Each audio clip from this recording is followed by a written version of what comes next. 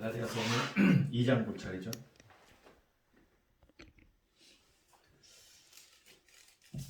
골로새보다 갈라디아서가 있나? 네. 골로새서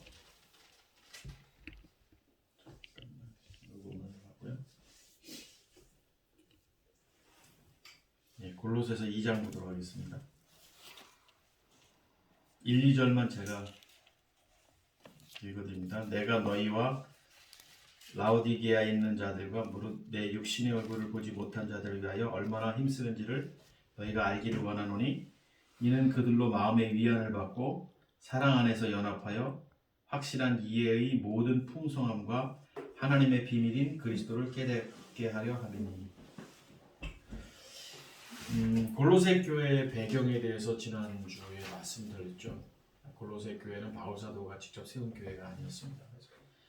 에바브라라는 사람이 바울의 동역자였고 제자였고 바울을 통해서 회심한 사람이었죠. 그 사람이 세운 교회가 이제 골로새 교회였고, 골로새라는 지역은 무역의 그 중심 지역이었습니다. 당시에. 그러다 보니까 여러 다양한 사람들, 다양한 인종들이 오가는 그런 지역이었기 때문에 종교적으로도 많은 영향을 받았던 곳입니다. 그러니까 동방의 신비주의자라든지 주의자들이라든지 아니면 영지주의자들이라든지 이런 영향을 받았던 그 지역입니다.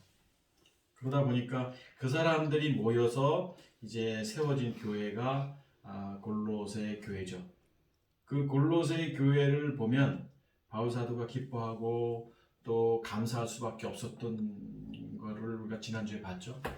그런 교회를 보면서 이제 바울 사도가 마음에 그들의 그 동방 신비주의자들이라든지 영지주의자들이 그 영향을 끼치고 있는 것들을 보니까 또 마음의 불편함도 있었겠죠. 그러다 보니까 이 골로새서를 통해서 오늘 2장을 통해서 그런 거짓된 철학, 속임수에 대해서 주의하라라고 이렇게 말씀하고 있는 것이 오늘 2장입니다.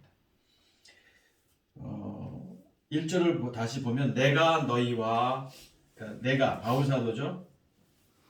너희와 라오디게아에 있는 자들과 여기 라오디게아에 있는 자들, 너희라는 것은 골로새 교회를 말하겠죠. 라오디게아에 있는 자들은 라오디게아 교회를 말하는데 이 라오디게아 교회도 에바브라가 세웠다라고 말을 합니다. 신학자들은 그렇게 말합니다. 그래서 아마 지교회인지 그런 동역 교회일 것입니다.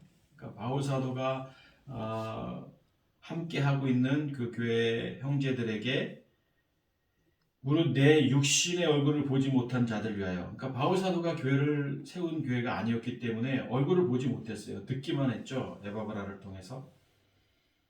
얼마나 힘쓰는지를 너희가 알기를 원하노니. 바울 사도가 이제 그들을 위해서 얼마나 힘쓰는지를 알기를 원한다라고 표현했잖아요. 우리가 뭐 힘쓰다 그러면은 우리 개역성경 번역이 좀 그래요. 힘쓰다 그러면 뭘 힘쓴다는 것인가? 애쓰고 노력하는 건가? 우리가 보통 교회에 충성하고 헌신하는 것을 힘쓴다라는 것인가? 근데 번역이 좀 아쉽지만 원래 원문 성경에는 아곤이라는 단어예요. 그러니까 파이트, 뭐 영어 성경에 그렇게 번역했을 거야 아마. 전투, 뭐 싸움, 뭐 이런 건데 영적 전투라는 거예요. 그러니까 바울 사도가 이들을 위해서 영적 전투를 한 것을 알기를 원한다 이렇게 말하는 거죠. 이는 그들로 마음의 위안을 받고 마음의 위안을 받고 그러니까 그들이라는 것은 이제 뭐 골로새 교회라든지 라오디게아에 있는 자들이라는 거죠. 마음의 위안을 받고 마음의 위안을 받는 게 뭐예요? 마음의 위안을 받는 우리가 보통 마음의 위안을 받으면 보통 우리가 이제 말할 때 위안을 받는다 그러면 이제 뭐 힘든 사람이나 슬픈 사람, 어려운 사람에게 마음을 이렇게 나누는 걸 위안을 받는다고 하잖아요. 이렇게. 근데 위안을 받고 이 위안이라는 단어가 파라칼레오라는 단어입니다. 파라칼레오는 파라클레토스, 우리가 곁에 부르다라는 그 성령, 그 단어를 우리가 기억할 수 있죠. 그러니까 위안이라는 건 뭐냐면 우리가 진정한 위안은 사람이 입을 통해서 나누는 게 위안이 될 수 없어요, 사실은. 뭐 어쩔 수 없어요. 이것은 그 순간뿐일 거예요. 예를 들어서 막 힘든 사람, 어려운 사람 있는데 목사님이 가서 기도해주고 또 위로 예배도 드려주고 해도 그 순간뿐인 거예요, 사실은.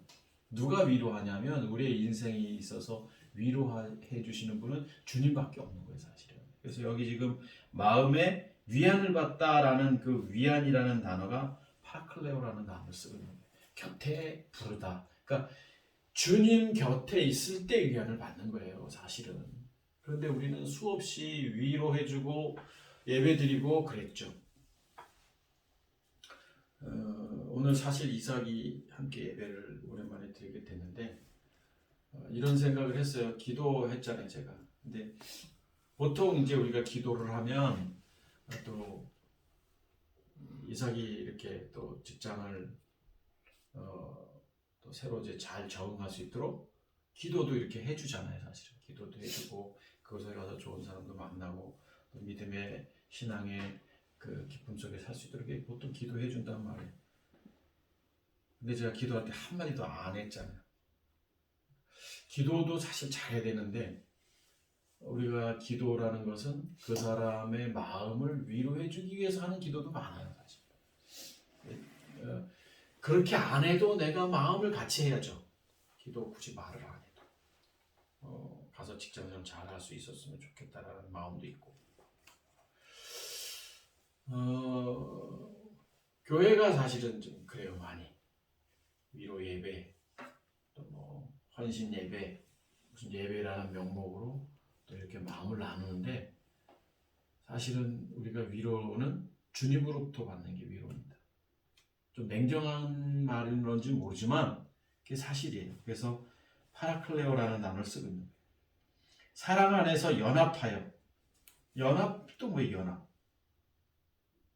연합하다. 그러니까 연합한다 이렇게 뭐 이렇게 둘이 이렇게 하나가 되다 뭐 이런 의미겠지만 연합이라는 것은 이제 원래 이제 원문 성경에는 신바비조라는 단어가 쓰여져 가게하다 뭐 이런 단어거든요. 여러분은 뭐 굳이 알 필요는 없지만 그러니까 연합이라는 건 뭐냐면 그러니까 머리와 몸 우리는 포도나무의 비유를 요한복음의 표현대로 말하면 나무와 가지처럼 영향을 받기 위해서 가지가 이 나무 뿌리를 이렇게 가야 되는 거예요. 그런 것처럼 여기 보면 연합하다라는 것은 우리가 그리스도께로 가는 게 연합인 거예요, 사실은. 그러니까 우리가 보통 연합하다 그러면 아무개 집사님, 아무개 장로님, 목사님 우리가 다 이게 하나로서 이렇게 마음을 나누고 이걸 연합으로 생각하지만 진정한 연합은 그리스도를 향하여 함께 가는 거예요. 바울 사도가 이런 표현을 썼는데 우리가 이 성경을 묵상할 때 성경을 읽을 때 우리의 이성적 개념으로 성경을 이해하면 성경이 너무 가볍잖아요. 그게 아닌데 연합하여 확실한 이해의 모든 풍성함과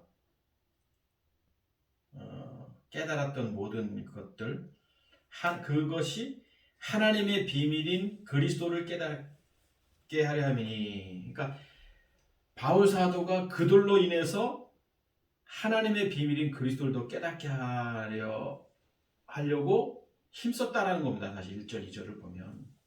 그러니까 지난주에도 봤습니다만 이 비밀은 이렇게 나왔잖아요. 1장 26절에 만대로부터 감춰졌던 것인데 성도들에 나타났고 이 비밀은 너희 안에 계신 27절 하반절에 그리스도다라고 표현하고 있잖아요. 그러니까 굳이 뭐 그리스도를 비밀이라고 말했겠어요.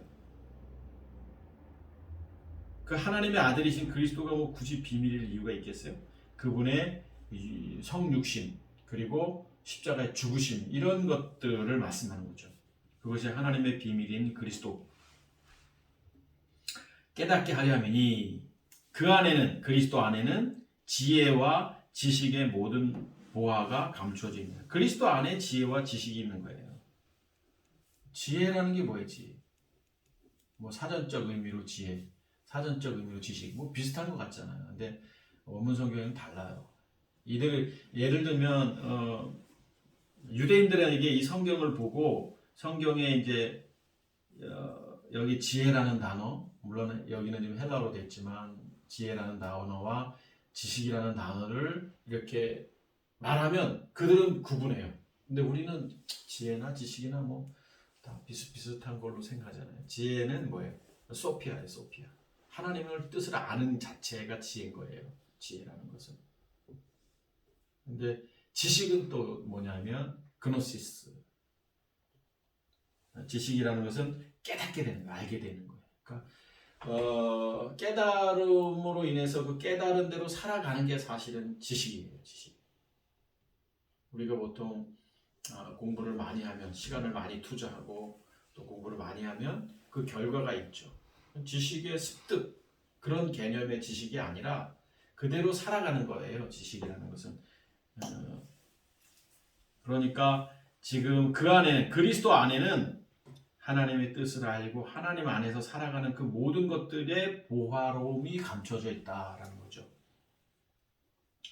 내가 이것을 말하면 아무도 왜 이런 말씀을 하냐? 아무도 교묘한 말로 너희를 속이지 못하게 한다. 교묘한 말이라고 번역하고 있지만 설득력 있는 말이죠. 어떤 이성적인 가치, 이성적인 표현이잖아요. 말들 잘하잖아요, 요즘 사람들이요. 얼마나 말을 잘해요. 이번에도 대선을 치렀지만 얼마나 말들을 잘하는지. 없는 말도 있게 하고 뭐 그러잖아요, 사람들. 이게 교묘한 말이죠, 교묘한 말. 율법도 교묘하죠, 율법도 사실은. 이 뒤에 다 나오지만. 5절 이는 내가 육신으로 떠나 있으나 너희들과 함께 있지 않죠? 심령으로는 너희와 함께 있어. 늘 하나예요. 그리스도인은. 그리스도와 한 공동체이기 때문에 지체이기 때문에 우리는 아델포스죠. 아델포스. 한 형제이기 때문에 그런 거예요. 한 자궁에서 태어난 그리스도의 피로 하나 된 사람들은 함께 있는 거예요. 동역자는 함께 있는 겁니다. 그리스도 안에서 너희가 질서 있게 행함과 질서 있게 행하는 것, 또 그리스도를 믿는 너희 믿음이 굳건한 것을 기쁘게 봅니다. 그러니까 이 지금 골로새 교회 형제들 또 라오디아에 있는 형제들이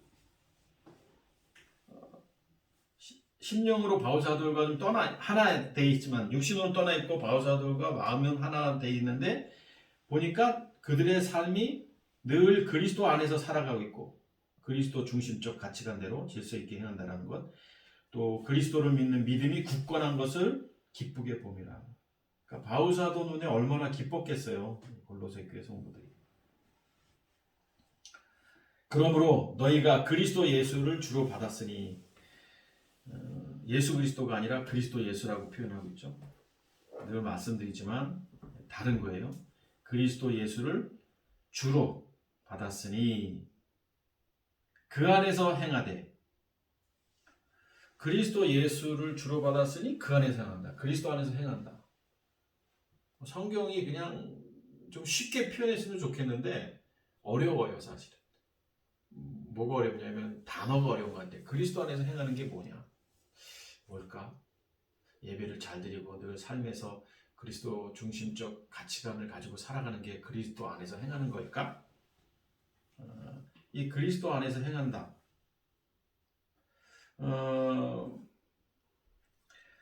행한다라는 게 어떤 특별한 행위를 말하는 게 아니에요, 사실은.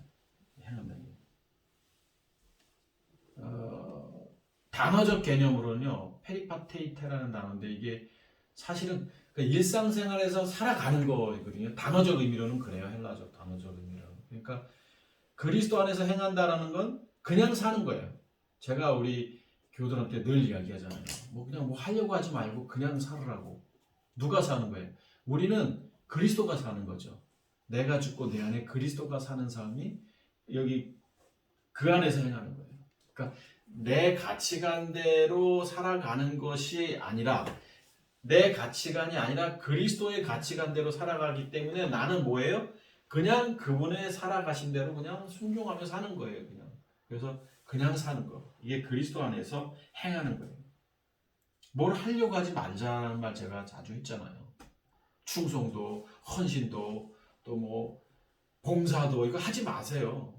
하는 순간 율법이 되고 어느 순간 하다가 지치게 되고 어느 순간 힘들고 심지어 교회도 떠나요. 이런 것들 때문에. 그게 뭐냐면 율법의 삶이기 때문에 그런 거예요. 근데 그리스도인은 내가 사는 게 아니라 내 안에 그리스도가 사는 삶을 사는 사람들이기 때문에 내가 하는 게 아니에요. 그래서 나는 늘 그분의 동행하신 대로 그냥 그분이 하라면 하라 그러면 네, 하지 말라 그러시면 하지 않으면 되는 거예요. 이게 그리스도 안에서 그 안에서 행하는 거예요. 그 안에 뿌리를 박으며 뿌리를 박아야 그분의 영향을 받죠. 세움을 받아. 세움을 받는다는 것은 건물이 이렇게 점점점 층대로 올라가는 거거든요. 다시 말하면 자라가는 거죠. 성경에 자라간다는 표현 이야기잖아요. 어린아이에서 청년에서 장년으로 자라가라 이렇게 말을 하잖아요. 그러니까 장년의 성숙한 삶은 뭐예요? 완전한 삶, 텔리오스. 그러니까는 그거죠. 육신을 정복하는 삶. 날마다 우리가 거듭난 하나님의 자녀를 할지라도 이놈의 육신 때문에 날마다 하나님 앞에 부끄럽게 살기 때문에 날마다 십자가를 지고 살아가는 삶이잖아요. 본능대로 살아가지 않는 거. 이게 세움을 받아가 세움을 받는 거죠. 이런 삶이. 교훈을 받은 대로 우리가 주님으로부터 받은 교훈대로 굳게 서서 감사함을 넘치게 하라. 감사함을 넘치게 하라.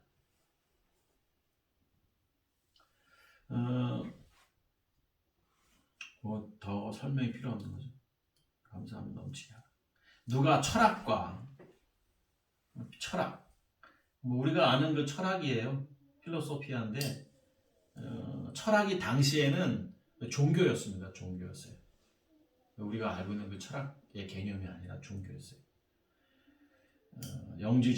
영지주의자들을 말하는 거죠. 헛된 속임수, 뭐 뒤에도 나오지만 철학과 헛된 속임수. 그러니까 헛된 속임수, 영지주의자들은 영과 정신은 선하지만 또 물질 이것은 악하다라고 주장했던 사람들이잖아요. 근데 그것이 만연돼 있었어요. 그때 당시에 이 헬라 철학이 당시에 이렇게 많은 사람들 속에 이게 종교화되었기 때문에. 근데 그거 아니죠. 이 물질도 하나님이 만드신 거잖아요. 하나님.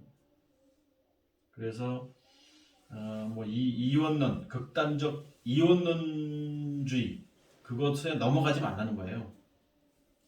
너희를 사로잡을까 주의하라. 이것은 사람의 전통, 가르침이죠. 사람으로부터 온 가르침, 또 세상의 초등학문, 율법적 가치관을 따라 생겨난 것이지 그리스도를 따르면 아니다.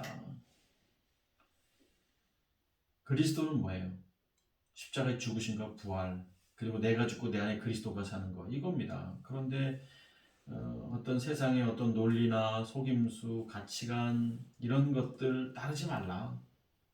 그 안에는 그리스도 안에는 신성의 모든 충만이 육체로 가십니다. 여기 지금 육체로 거하시고 이제 육체로 거한다는 것이 신체적으로 이런 뜻이거든요. 단어적 의미로는. 그러니까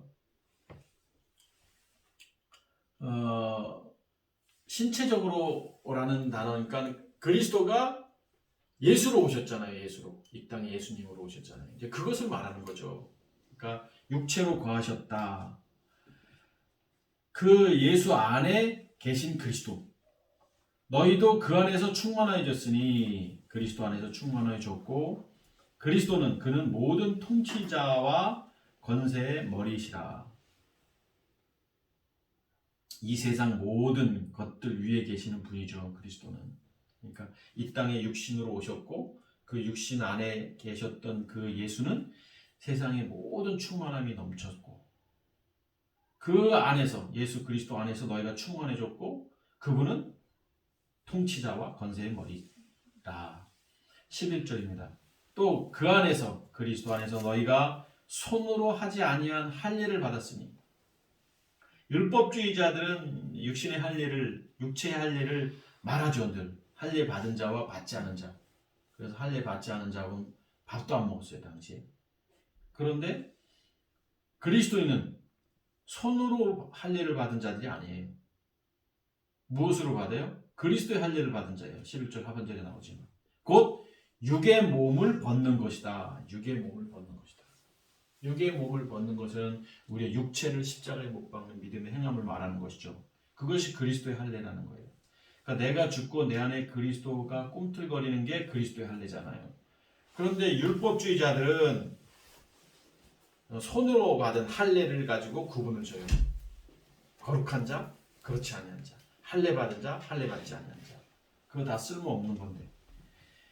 12절 너희가 세례 침례로 그리스도와 함께 장사되고 다시 태어났죠. 우리는 죽고 그러니까 이 세례 바티스마 그러니까 물속에 들어갔다가 나오는 그러니까 요즘에는 이제 그 성경 자체도 세례 침례 이렇게 혹은 침례 이렇게 번역이 많이 되어 있지만 신학교에서도 장로교 신학교나 감리교 신학교, 뭐 성결교 신학교도 다 침례가 맞다라고 말은 해요. 근데 이제 이것이 한글 그 한문을 번역할 때 이제 이 개혁 성경이 이제 세례로 번역한 것뿐인데 원래 원문은 물속에 잠기우다라는 바프티스트라는 바프티스마 원문 헬라어로는 그런 뜻이니까 물속에 잠기우는 거. 그러니까 왜 잠기냐면 이제 침례를 행할 때 그동안에 저도 침례를 교우들한테 줄 때 의식이거든요. 그러니까 물속에 들어가면 죽었다라는 생각을 하고 다시 꺼내면 이제 다시 태어났다라는 그런 그 의식이에요. 사실은 행사. 그것을 기억하기 위해서 하는 예식이거든요. 세례는 저도 이제 군에 있을 때 광주에 있을 때 그때 그 장교로 군생활 할 때 장로교회에서 그 합동측 교단에서 그 전도사 생활을 한 적이 있었어요.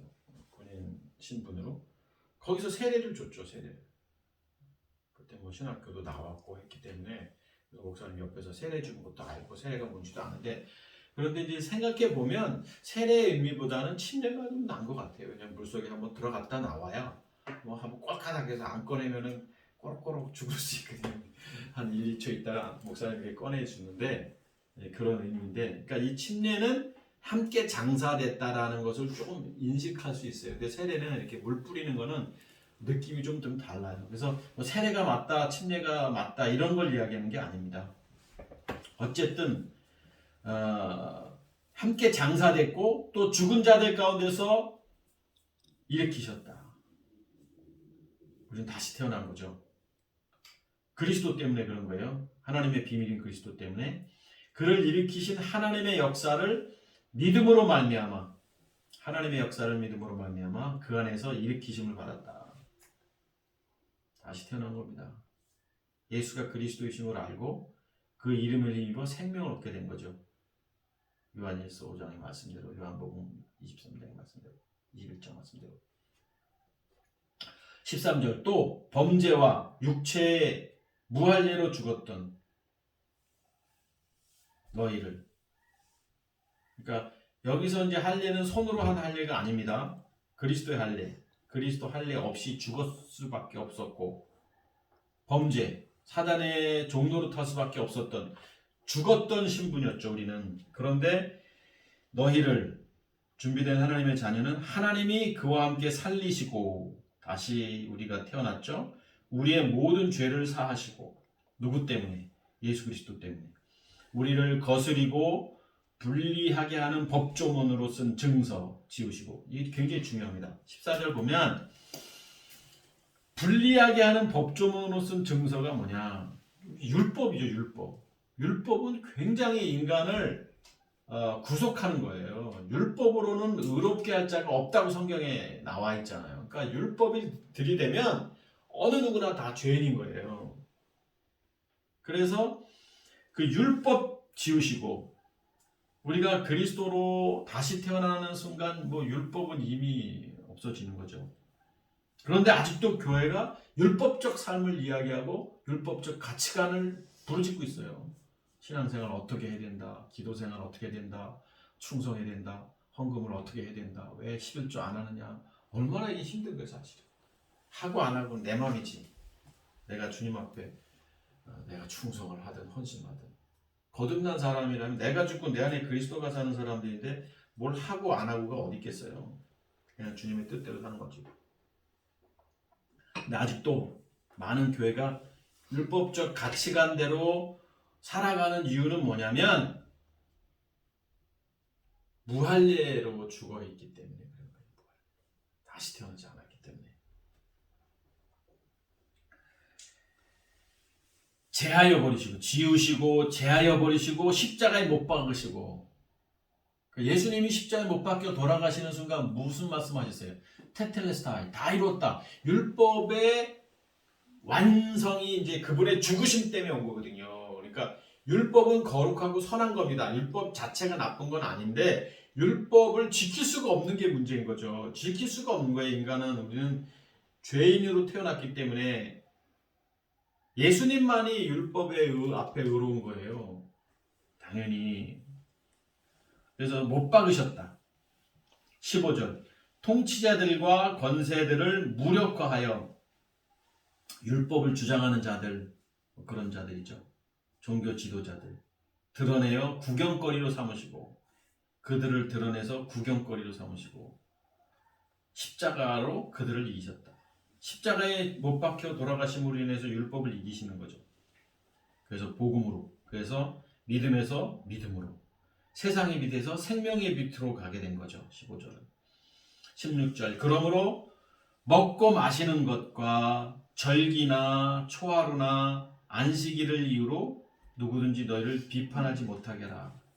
그러니까 이게 무슨 말이에요? 그러니까 먹고 마셔도 되는 거죠. 안식일 날. 안식일을 그렇게 지키라라고 하면서 그냥 율법적 가치관대로 살아가잖아요. 율법주의자들이. 근데 율법 그 안식일 날 뭐 버스 타면 안 돼요? 사탕 사 먹으면 안 돼요? 당연하죠. 지금은 좀 덜하지만요. 한 30년 전만 해도 굉장히 심했습니다. 그 고신측 교단에서는요. 상점 가게도 못 갔어요. 실제 있었던 일이에요. 아이들한테 사탕수 안 사줬어요. 주일날은요. 주일이 안식일이 아닌데도 불구하고. 지금도 유대인들은 이 안식일을 지키잖아요. 전기 켜는 것도 당연히 안식일을 어기는 거고 냉장고 여는 것도 안식일을 어기는 거예요. 그래서 그들은 다 센서로 작동되게끔 다 이렇게 해놨어요. 이스라엘 가보면 알아요. 그 랍비들, 그 유대주의자들이 그렇게 살아요 지금도. 얼마나 힘든 거예요. 그런데 우리는 그게 아니라는 거예요. 비판하지 못하게 하라. 그렇게 산다고 해서 그 비판하는 게 아니다. 이것들은 이 율법적 삶은 장래의 그림자다. 실체가 아니라는 거예요. 첼렘, 그림자라는 게 그림자. 몸은 그리스도의 것입니다. 아무도 꾸며낸 겸손과 이 18절도 참 의미 있는 말씀인데 꾸며낸 겸손. 겸손이면 겸손이지 무슨 꾸며낸 겸손이. 율법은 꾸며낸 겸손인 거예요. 아, 집사님 신앙생활 열심히 하시는 것 같다고 새벽을 예배를 한 번도 이렇게 안 빠지고 어떻게 이렇게 신앙생활 열심히 하시냐고. 새벽 예배 한 번도 안 빠지면은 신앙 좋은 건가요? 삶에서 그리스도 안에서 살지 않는 자체가 문제지.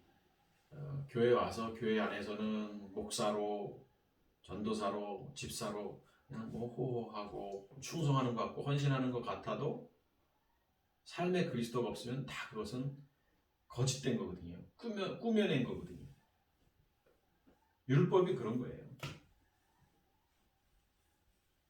천사 숭배를 이유로 너희를 정죄하지 못하게 하라. 천사 숭배하는 자들이 그 벌을 내리게 한다. 뭐 그들을 숭배하지 않는다. 뭐 그런 거죠. 그러니까 정죄하지 못하게 하라. 그들의 유혹에 넘어가면 안 되는 것을 말하는 건데, 그가 그 본 것에 의지하여 그 육신의 생각을 따라 헛되이 가정하고, 눈에 보이는 거예요. 다 종교적인 삶, 나름의 신앙적인 삶, 이런 거 다 과장된 거예요. 진짜와 가짜는 주님만이 아는 거예요. 내가 진짜 거듭난 그리스도인이냐 아니냐는 주님만이 알아요. 그리고 내가 알죠. 주님 안에 있는 내가 육체로 십자가에 못 박고 믿음의 행함을 했는지 안 했는지도 알아요. 그런데 많은 사람들이 다 자신이 거듭나고 다시 태어나고 하나님의 자녀인 줄 알아요. 왜? 율법적 가치관대로 가르침을 받았기 때문에 그런 거예요. 오늘날 이게 문제예요.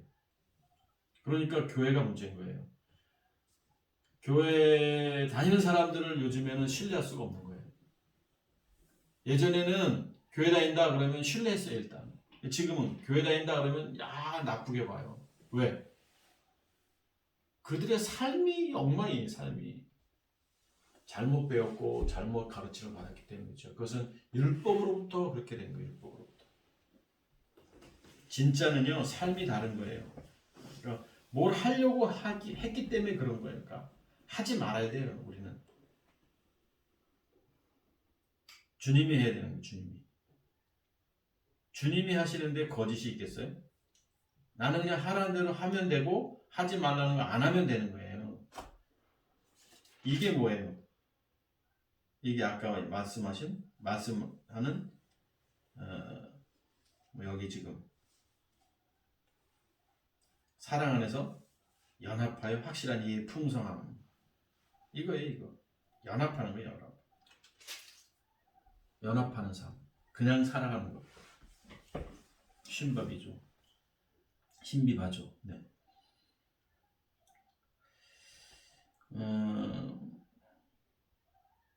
머리를 붙들지 아니하는지라. 이 꾸며낸 겸손, 이 거짓, 뭐 이런 율법적 삶, 이런 것들, 그리스도를 붙들지 아니하는 거죠. 머리를 붙들지 아니한다라는 것은. 그래서 몸은 그리스도의 것이고 머리는 그리스도고, 앞에서 다 나오고 있습니다. 온몸이 연합, 머리로 말미암아 마디와 힘줄로 공급함을 받고 연합하. 여기 나오네요. 연합함. 신비바조라는 단어 또 나오네요. 하나님이 잘하게 하심으로 잘하게 하네. 그러니까 우리는 그냥 가는 거예요. 그분 안에. 그러니까 그분이 나무이시기 때문에 그 뿌리로부터 이렇게 오는 영양분을 받기 위해서 우리는 그로 갈 수밖에 없고 하나 될 수밖에 없는 거예요. 근데 종교 지도자들, 바리새인들, 이들은 다 꾸며낸 겸손, 가짜, 율법, 과장, 머리를 붙들지 않는 그런 삶을 살았던 거고, 그게 넘어가서는 안 되는 거예요. 이게 다 헛된 속임수. 사로잡을까? 주의하라. 그리스도를 따름이 아니다. 8절에 이렇게 언급을 미리 했죠. 또 20절, 너희가 세상의 초등학문에서, 초등학문이 뭐죠? 율법이잖아요. 율법. 세상의 초등학문에서 그리스도로 인도하는 초등학문이라고 되어 있잖아요. 몽학선생이라고 예전 성경에 그렇게 되어 있고, 그리스도께로 인도하는 거예요. 율법은. 율법이 나쁜 게 아닌데 율법을 통해야만 그리스도께로 가는 거예요. 예수님이 없이 그리스도가 있을 수 없는 거예요. 육신으로 이 예수님이 계셔야, 그분이 십자가에 못 박혀 돌아가신 그리스도가 되셔야 되는 것처럼 율법에서 생명으로 가는 거예요. 복음으로. 세상의 빛에서 생명의 빛으로 가는 거예요. 초등학문에서 그리스도와 함께 죽었거든. 예수에서 그리스도께로. 예수님이 십자가에 못 박혀 돌아가셔서 그리스도가 되신 것처럼. 어찌하여 세상에 사는 것 같이 이제 죽었으면 그리스도와 함께 죽은 건데 그리스도와 함께 다시 이제 태어난 건데 아직도 그 율법 안에서 사냐 율법 안에. 그래서 뒤에 뭐라고 표현해요? 규례에 순종하느냐 율법에 순종하느냐. 자주 말씀드리지만 오늘날 이 땅의 수많은 교회가 율법적 가치관, 그들은 뭐 율법이 아니라고 말하지만 율법이에요. 율법에 순종합니다. 오늘도 주일날 강단에서 율법을 말합니다. 헌신하는 삶, 충성하는 삶, 고난을 이기는 방법, 뭐 교회 뭐 설교 제목이 들어보면 뭐예요? 뭐 하지 말라, 뭐 하라 이거예요. 하나님 중심의 가치관을 갖고 살자. 그게 뭐냐고. 예배 잘 드리자. 이게 뭐냐고. 우리가 할 게 없는데 우리는 죽는 것밖에 없어요. 죽는 것 외에는 안 됩니다. 우리 자신을 믿지 마십시오. 우리 자신처럼 어리석은 자가 없고 우리 자신처럼 불의한 자가 없는 거예요. 그들은 우리를 믿어요? 아직도 믿는다고요? 아닌 거예요. 어느 날 헌신하다가 어느 날 상처받고 어느 날 충성했다고 했는데 어느 날 충성이 아니, 이게 다 뭐예요? 다 이 정상적인, 그게 정상적인 거예요. 그런데 다시 태어나면 우리가 생명을 얻게 되면 삶이 달라지는 거예요. 그래서 삶에서 다른 사람들하고 차원이 다른 삶을 살아가는 거예요. 이게 그리스도인이에요. 똑같은 삶을 살아서는 안 돼요. 율법 안에 사는 사람들하고. 21절 곧 붙잡지도 말고 맛보지도 말고 만지지도 말라 하는 것이니 이 모든 것은 한때 쓰이고는 없어지리라. 너무 분명하잖아요. 붙잡아야 될 게 뭐였고 맛봐야 될 게 뭐였고 만져야 됐던 것이 뭐예요? 한때 쓰이고 없어지는 게 뭐예요? 율법. 우리가 예전에 과거에 교회생활을 할 때 그렇게 살아왔잖아요. 열심히 교회 다녔고 열심히 충성했고 헌신했고 나름대로 최선을 다했어요. 3, 40년을 그 이상을. 그런데 이런 건 다 없어지는 것들이에요. 율법은. 사람의 명령과 가르침을 따르느냐? 아니죠. 이런 것들은 자의적 숭배, 스스로 말이죠. 신앙인 것처럼. 또 겸손. 율법이 겸손하게도 만들죠. 몸을 괴롭게 하는 거예요. 율법대로 사는 게 얼마나 괴로워요. 그냥 교회 다니는 게 괴로웠어요. 사실은. 습관적으로 교회 갔잖아요. 우리는. 주일날 되면 교회 안 가면 죄인 취급당했고 교회 안 가면 아주 나쁜 사람이죠. 나쁜 거죠. 교회도 안 나오냐고 집사님이 이렇게 처음엔 무슨 일 있어요? 이번 주 못 오셨네요. 네. 또 못 오면은 바쁘셨나 봐요. 그러면 점점 이제 낙인을 찍히죠. 교회도 안 나오고 집사가. 이게 괴로운 거예요. 괴로운 거. 왜 안 나가는데? 나가면 괴로운데 교회 나가면. 교회 나가면 부담스럽고 교회 나가면 힘들고 교회에서 자꾸 뭘 요구하는데 나는 안 되는데 나는 지금 힘들어 죽겠는데 자꾸 뭘 요구하니까 얼마나 부담이 돼요. 괴롭게 하는 건데. 진짜 교회는 그런 게 아니에요. 교회는 우리는 지체인 거예요. 머리이신 그리스도의 뜻대로 살아가는 거예요. 그분의 감동대로 사는 거예요. 집사님들 감동대로 사세요. 감동대로. 그래서 제가 이 표현 많이 하는데 감동대로 산다는 건 뭐냐면 내 마음에 뭔가 이렇게 꿈틀거림이 있어. 그럼 바로 순종하면서 살면 돼요. 못했잖아요. 그러면 아쉬워요. 그럼 주님 죄송합니다. 내가 감동대로 못 살았네. 그러면서 또 감동대로 살아가는 거예요. 그게 메타노예요. 회개라는 거예요. 그러니까 뭘 바라지도 말고 뭐 이 땅에서 뭘 추구하지도 말고 이 땅에서 잠시 나그네와 같고 안개와 같은 인생을 그냥 잠깐 지나간다. 우리는 저 하늘의 소망을 두고 저 영원히 살아갈 곳이 있다라는 생각을 갖고 산다면 이 땅에서 그 가치가 없는 거예요. 이 땅에서. 잠깐이니까. 괴롭게 하는 데는 지혜 있는 모양이나 율법이 뭐 그런 것 같지만 오직 육체를 따르는 것을 금하는 데는 조금 더 여기요. 육체에 따르는 것, 금하는 것. 육체를 따르는 것, 금하는 게 뭐예요?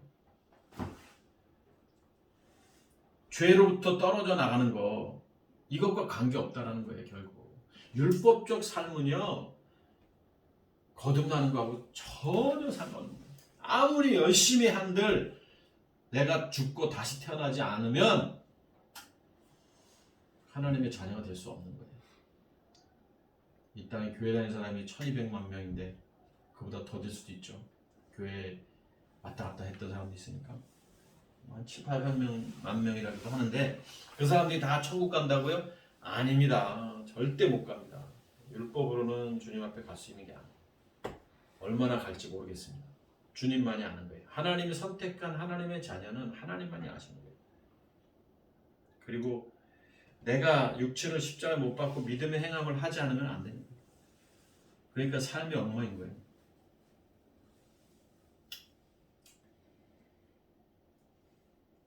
끝났네요. 2장 23절까지. 3장 그러므로 이제 다음 주에 가겠네요.